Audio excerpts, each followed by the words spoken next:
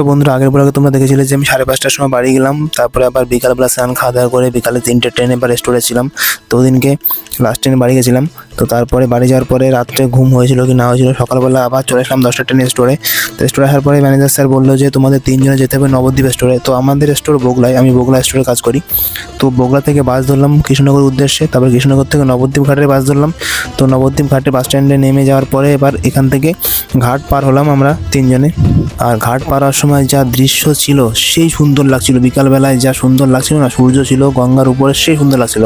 আর সামনেই ছিল আমাদের ইসকন মন্দির। তো দেখো, আমি জুম করে দেখাবো যে এত সুন্দর লাগছিল, মনে আছে এখন তখনই গিয়ে ঘুরে আসি। তো আমরা গেছিলাম ঘুরতে, সেই ব্লগও আসবে, তোমরা চ্যানেলের সঙ্গে জুড়ে থাকো।